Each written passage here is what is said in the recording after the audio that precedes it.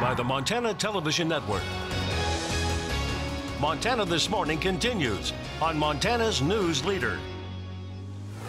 Protesters take to the streets in Oakland, California following the stabbing death of a woman on a subway platform. I'm Laura Podesta.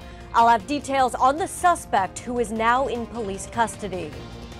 And Bozeman City Commission takes the first steps towards putting funding for a new fire, police, and justice center on the ballot.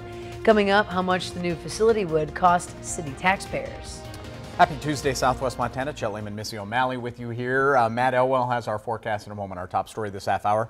Transient with a history of violence is in police custody in California following a deadly attack at a train station in Oakland.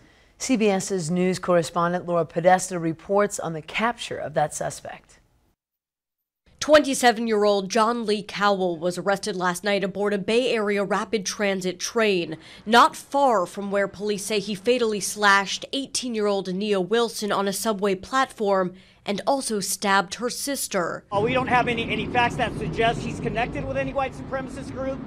We are going to explore all options and all possibilities. Wilson's death triggered demonstrations at the MacArthur BART station and throughout Oakland. We don't know if this was racist. We don't know if it was random. We don't know what it was. But we're asking the African-American community to stand down right now. Her mother is still struggling to make sense of the tragedy. This man just came and did all this to my baby, though. My baby. Wilson's death marks the third murder in 5 days on the BART system. On Sunday, a homeless man died after he was punched by an attacker and fell down, hitting his head on the pavement. In another attack, a man died after an assault led to an infected injury. I totally understand the concern that folks have. Now in police custody, Cowell is being described as a transient with a history of burglary, drug, and weapons charges. Wilson's family and protesters in the Bay Area are demanding to know why he was on the streets and able to take an innocent life. Laura Podesta, CBS News. Authorities nabbed the suspect after receiving an anonymous tip. He was arrested without incident. 6:31 now on this Tuesday. Meteorologist Matt Elwell joins us. Not a bad start. A little chilly down in West. It was a little chilly yesterday down in West Yellowstone too. We were down there covering a series of stories and a little brisk to start the morning. It turned out to be a beautiful day though. I think that today's going to be much the same. The only difference in some of the mountain regions like West Yellowstone, Big Sky, Innis, there's a chance of a pop-up shower or thunderstorm for the afternoon. Okay. Not all bad. Temperatures into the 40s and 50s. Most of us are probably going to stay dry and warm, though. These daytime highs eventually back into the mid-80s for today. It looks like the next several days are going to be kind of a up and down forecast. We'll talk more about what that means as we get a little closer to the weekend. We'll also talk about your weekend forecast coming up in just a few minutes. Thank you, Matt. 6:32 on this Tuesday. 21-year-old man arraigned in court yesterday morning after a violent attack on two women inside their home. Griffin Malcolm faces one felony charge of aggravated burglary. He broke into a home on South 10th Street around 6 o'clock Saturday morning, where he pinned down and punched a woman who lived there. Another woman who also lived in the house says Malcolm threatened to kill her. According to police, Malcolm was wearing nothing but boxers when they arrived and had a mop or a broom in his hand. His bail set at $10,000. And in April, city officials in Bozeman decided to move forward with the city public safety facility instead of building a joint law and justice center with Gallatin County. MTN's Badaris Bad reports from City Hall. She explains what the next steps will be. Bozeman is set to hit a population of 50,000 by 2020. Deputy Mayor Chris Mell says buildings like the Law and Justice Center are no longer fit to serve the community. Right now, that old Catholic high school, if we have a seismic event, may collapse. And as I've heard him say at a number of presentations, our first action after an earthquake might be to go to dig out the rescuers.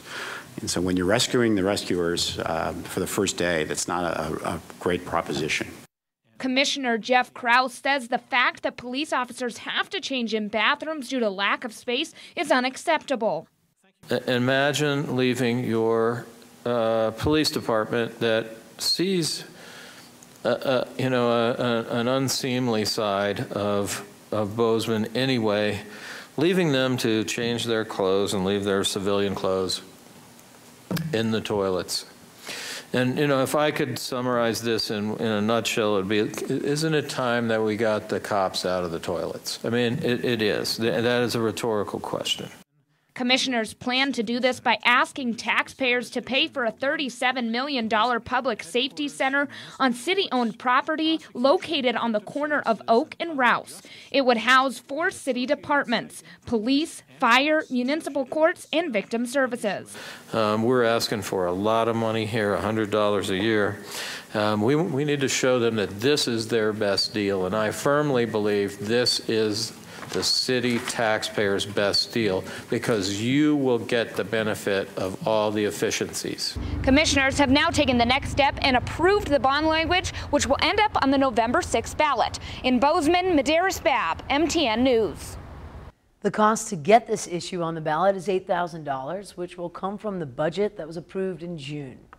In other news, the Bridger Ski Foundation has a new executive director. Evan Wess has a strong ski background. He was a former U.S. ski team member. Before coming to Bozeman, Weiss was the head coach for the Snow Summit ski race team at Big Bear Mountain in California. He's excited about his new position and the plans he has for it. Definitely off the bat is meeting people in the community. Lots of people are engaged in winter snow sports here, so it's really important that people come, share their stories, so I can go out there and really help build this up to what it can be. Now, he is new to the community. He said he's looking forward to spending plenty of time in the mountains. We'll see you up there. Shifting gears, Vice President Mike Pence will attend a private fundraiser for U.S. Senate hopeful Matt Rosendale tonight in Billings. Then it's on to a public event tomorrow morning. This will be the Vice President's second trip to Billings. He attended a fundraising event for Congressman Greg Gianforte last May. Billings is again preparing for his arrival in the event called Tax Cuts to Put America First. Vice President Mike Pence is set to arrive on Air Force 2 in Billings today around 4:30 this afternoon. We'll have more with our affiliate in Billings on Vice President Mike Pence's arrival. Absolutely. And with that, we've made it to the part in the show where we get to introduce you to a Montana-made product. We do this every week. In the glow of the neon sign, it's the universal signal to come on in.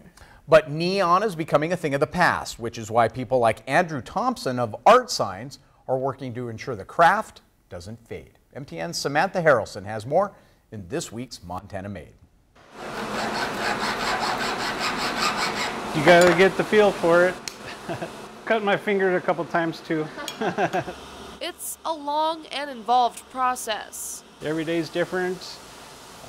There's only a couple of us that do it anymore, and LEDs are taking over, but it just doesn't have the same effect as the neon does.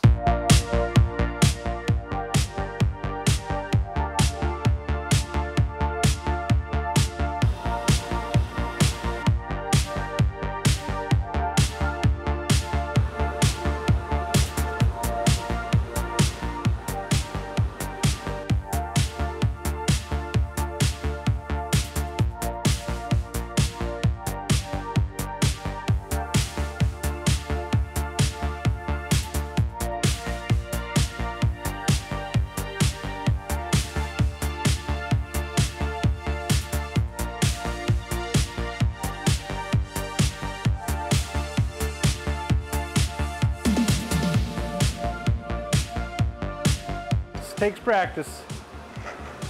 Hours and hours of practice. Working with flame to bend the glass before filling the tubes with neon gas to give it that iconic glow. It's a passion that runs in his veins. Andrew's grandfather was a sign maker himself. Yeah, I never met my grandpa, but it's in my blood, I guess. But Andrew's passion goes beyond signs. He takes the neon light and turns it into art, using antique pieces like car bumpers and old farm equipment. Thompson has been in business for himself for over a decade. He embodies that certain Montana spirit, humble, hardworking, and willing to put in the extra time to do what you love. I just enjoy doing art, and I thought I'd try to make a living out of it. In Billings, Samantha Harrelson, MTN News.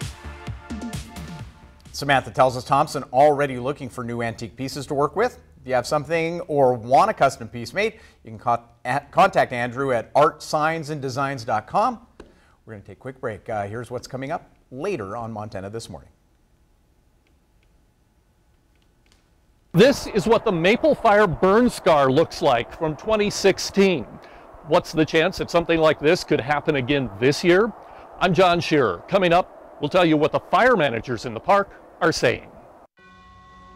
Good morning ahead here on CBS This Morning. We're in Pennsylvania with damage from the heavy rain and flash flooding and the continuing threat this week for more than 50 million people. And we'll take you inside a mom's fight to protect a summer tradition after her kid's lemonade stand was shut down by police for not having the right permits. See you right at 7.